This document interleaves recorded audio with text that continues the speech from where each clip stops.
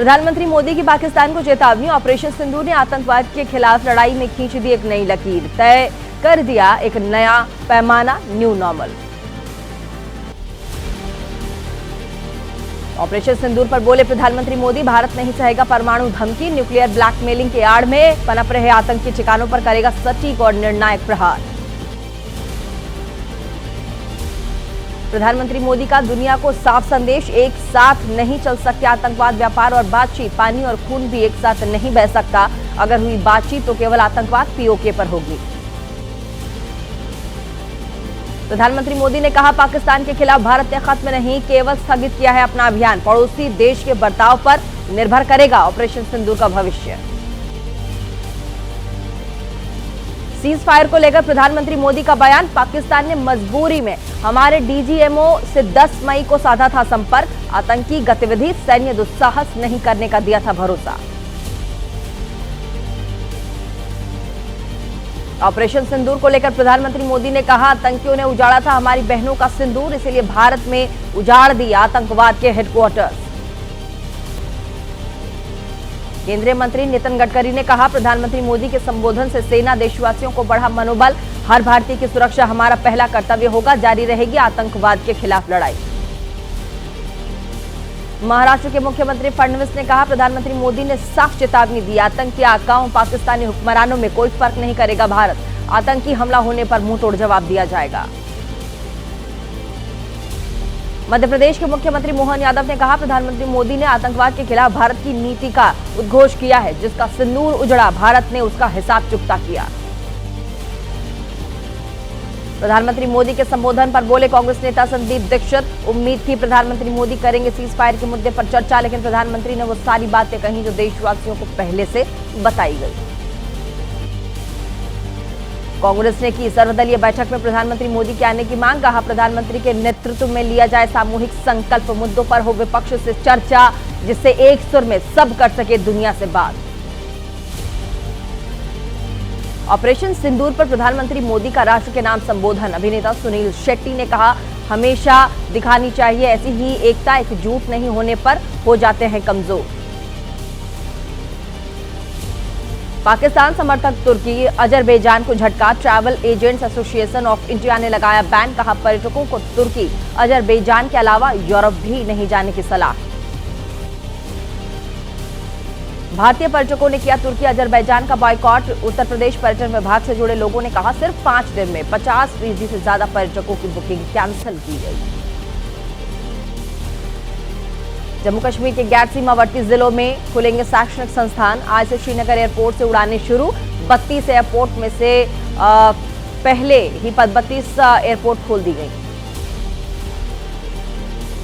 पंजाब के सीमावर्ती इलाकों में आज स्कूल बंद। युद्ध विराम के बाद एहतियात के तौर पर लिया गया है फैसला। अधिकारियों ने कहा, सीमावर्ती जिलों के हालात थोड़े और सामान्य हों। युद्ध विराम के फैसले पर उठ रहे सवाल, पूर्व सेनाध्यक्ष नरवणे ने कहा, युद्ध कोई रोमांटिक हिंदी फिल्म नहीं। आदेश मिलने पर युद्ध के लिए तैयार, लेकिन कूटनीति हमेशा पहली प्राथमिकता होती है।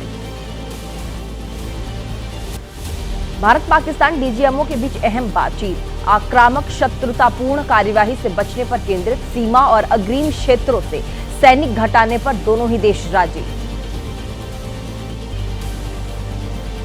और पाकिस्तान के खिलाफ भारत की कार्यवाही को लेकर बयानबाजी भी हो रही है। चलिए अब इसी से जुड़ी कुछ खबरें आपको दिखा देते हैं। रक्षा मंत्री राजनाथ सिंह ने कहा, प्रधानमंत्री मोदी ने दुनिया के सामने साफ और दृढ़ता से रखी आतंकवाद के खिलाफ भारत की नीति, भारतीय सेनाओं पर पूरे देश को नाज। उत्तर प्रदेश के मुख्यमंत्री योगी ने प्रधानमंत्री मोदी के संबोधन को बताया आतंक के खिलाफ नए भारत की नीति का स्पष्ट ऐलान, का हमारी शर्तों पर होगा दुश्मन के हर वार का जवाब। प्रधानमंत्री मोदी के संबोधन पर कांग्रेस महासचिव जयराम रमेश ने मांग की है, प्रधानमंत्री मोदी तुरंत सभी दलों के साथ बैठक करें। आने वाले दिनों में पुरजोर कूटनीति, सामूहिक संकल्प की जरूरत है। राज्यसभा सांसद कपिल सिब्बल का बयान, प्रधानमंत्री मोदी ने कही, दोबारा ऐसी घटना होने पर मुंहतोड़ जवाब देने की बात, इसका मतलब है आतंकी खत्म नहीं हुए। आम आदमी पार्टी के सांसद संजय सिंह ने कहा, हमारे पास पीओके और बलूचिस्तान लेने का अच्छा मौका, वे आतंकी कहां जिन्होंने हमारी बहनों का सिंदूर उजाड़ा। जदयू प्रवक्ता नीरज कुमार का बयान, प्रधानमंत्री मोदी ने देश के नाम संबोधन के जरिए दुनिया को दिया संदेश, ग्लोबल यूनिवर्सिटी ऑफ टेररिज्म को नहीं किया जाएगा बर्दाश्त। असम के मुख्यमंत्री हेमंत बिस्वा शर्मा का बयान आया सामने, आतंकवादियों के ढांचे को नष्ट करने में भारत रहा असफल। वहीं प्रधानमंत्री ने स्पष्ट किया कि अब पीओके पर भी होगी बातचीत। बाड़मेर से कांग्रेस सांसद उमदाराम बेनीवाल ने किया है दावा, पहलगाम में धर्म पूछकर मारने के सबूत नहीं, इंदिरा जी को किया याद, कहा अमेरिकी धमकियों से नहीं डरी आयरन लेडी। कांग्रेस सांसद के बयान पर बीजेपी का पलटवार, बीजेपी प्रवक्ता प्रेम शुक्ला ने कहा, सबूत के गैंगे लश्कर पाकिस्तान से निकलिए बाहर, मां भारती के बारे में सोचिए। संसद की विशेष सत्र बुलाने पर मांग पर शरद पवार ने कहा, विशेष सत्र बुलाने के बजाय हो सर्वदलीय बैठक, ऐसे गंभीर मुद्दों पर संसद में चर्चा संभव है। युद्ध विराम के मुद्दे पर कर्नाटक के मुख्यमंत्री सिद्धारमैया ने कहा, यह गंभीर मामला, सीज फायर से पहले बुलाई जानी चाहिए थी सर्वदलीय मीटिंग और संसद की बैठक। हरियाणा के मंत्री अनिल विज का आरोप, इंदिरा गांधी जितना किसी ने नहीं किया देश का नुकसान, 1971 में पाकिस्तानी सैनिकों के बदले करनी चाहिए थी पीओके की मांग। ऑपरेशन सिंदूर पर बीजेपी की आज से तिरंगा यात्रा रणनीति, सूत्रों के मुताबिक यात्रा को बीजेपी की यात्रा के तौर पर नहीं करेंगे पेश, सामाजिक संगठनों को दी जाएगी प्राथमिकता। पाकिस्तान के साथ हुए सीज फायर के बाद यूपी में कांग्रेस ऑफिस के बाहर लगाए गए पोस्टर, भारत को इंदिरा की याद, पोस्टर की थीम लिखा, इंदिरा जी होना आसान नहीं। दिल्ली के शाहीन बाग इलाके में निकाला गया तिरंगा मार्च, लोगों ने कहा, हमारी सेना ने दिया पाकिस्तान को मुंहतोड़ जवाब, सेना के शौर्य को सलाम। दिल्ली में इंदिरा गांधी की मूर्ति लेकर एनएसयूआई ने निकाला शक्ति मार्च, हाथों में तिरंगा लेकर शामिल हुए छात्र, कहा, प्रधानमंत्री मोदी को लेना चाहिए इंदिरा जी से प्रेरणा। हैदराबाद में कराची नाम का विरोध, वहीं बीजेपी नेताओं ने कराची बेकरी के सामने किया प्रदर्शन, कराची नाम का साइन बोर्ड होने पर जमकर बवाल। पाकिस्तान की फायरिंग में शहीद जवान मोहम्मद इम्तियाज को दी गई अंतिम विदाई, आज छपरा में शहीद के परिजनों से मिलेंगे नीतीश, तेजस्वी भी घर पहुंचकर देंगे श्रद्धांजलि। यूपी में कांग्रेस ने शहीदों को दी श्रद्धांजलि, लखनऊ में पहलगाम हमले में मारे गए लोगों को भी दीप जलाकर दिया गया नमन, झंडेवाला पार्क में पहुंचे यूपी कांग्रेस के बड़े नेता।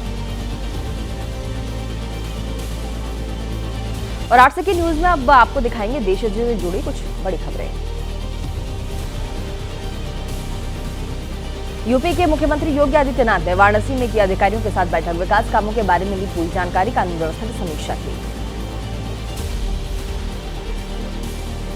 आज छत्तीसगढ़ के अंबिकापुर के दौरे पर होंगे केंद्रीय कृषि मंत्री शिवराज सिंह चौहान और मोर आवास मोर अधिकार कार्यक्रम में शामिल होंगे।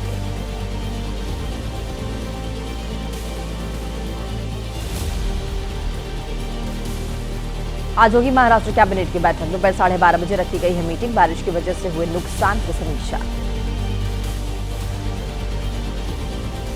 बिहार में कांग्रेस ने जारी किया क्यूआर कोड, टिकट के लिए आवेदन करने के लिए स्कैन कराना होगा क्यूआर कोड, दावेदारों को क्यूआर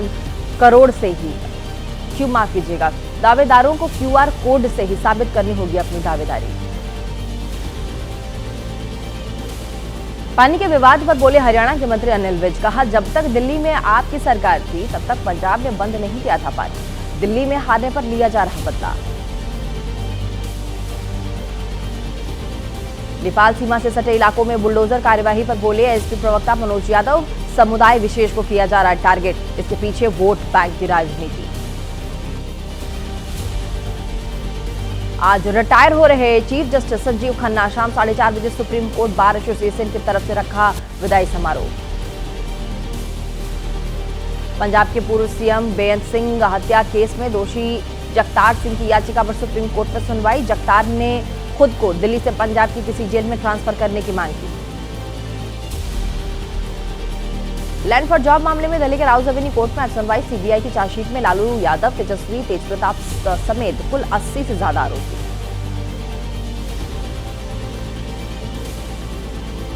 आईआरसीटीसी से जुड़े भ्रष्टाचार मामले में राउज एवेन्यू कोर्ट में आज सुनवाई होगी, आरोपी राकेश सक्सेना, विनोद कुमार के खिलाफ चार्ज फ्रेम करने पर होगी बहस।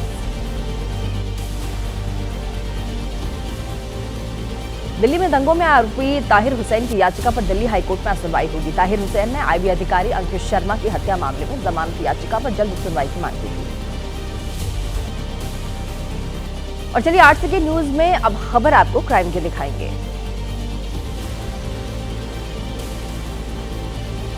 दिल्ली के रोहिणी सेक्टर 18 बादली मेट्रो स्टेशन के पास युवक को मारी गोली, घायल युवक को कराया गया अस्पताल में भर्ती। हमलावरों की तलाश में जुटी है पुलिस। मेरठ के सौरभ हत्याकांड में पुलिस ने दाखिल की चार्जशीट। 1000 पेज की चार्जशीट की गई दाखिल। 36 लोगों को बनाया गया गवाह। ग्रेटर नोएडा में मोबाइल चुराने वाले बड़े गैंग का पर्दाफाश। कंपनी से निकलने वाली गाड़ी को निशाना बनाकर चुराते थे मोबाइल। गैंग के 3 शातिर को गिरफ्तार। पंजाब के लुधियाना से बच्ची को चुराने का मामला आया सामने। पुलिस ने आरोपी को उत्तराखंड से किया गिरफ्तार। साधु का भेष बनाकर बच्ची को अपने साथ ले गया था आरोपी। राजस्थान के सिरोही में मेडिकल शॉप में चोरी। शटर तोड़कर दुकान के अंदर दाखिल 2 चोर। दुकान में रखा तकरीबन 31,000 रुपए कैश चोरी कर फरार हुए, मामला दर्ज। मुरादाबाद में फ्लैट के अंदर मिला बुजुर्ग महिला का शव। घर में अकेली रह रही थी महिला। कॉल रिसीव न करने पर महिला की बेटी ने पुलिस को जानकारी दी। पीलीभीत में प्रशासन की कार्यवाही से पहले ही कमेटी ने खुद तोड़ी अवैध मस्जिद। पट्टे की जमीन पर बनी थी मस्जिद। पीलीभीत जिले में 22 अवैध मदरसे मिले। अब तक 7 पर कार्यवाही। और चलिए 8 से के न्यूज में अब आपको दिखाते हैं राज्यों की खबरें। गुजरात के भावनगर में 2 कारों की टक्कर। धोलेरा भावनगर नेशनल हाईवे पर यह हादसा हुआ। 5 लोगों की मौत की खबर है। कई लोग घायल हैं। पुलिस ने घायलों को अस्पताल पहुंचाया है। यूपी के गोंडा में 2 पक्षों के बीच मारपीट की खबर है। दुकान के विवाद में पत्थरबाजी की खबर है। पुलिस ने 6 लोगों को गिरफ्तार किया है। लखनऊ में कई घरों में आग लगी है। गेहूं के खेत में लगी आग की चपेट में आई कई घर। आग निकलकर खाक हुआ घरों में रखा सामान।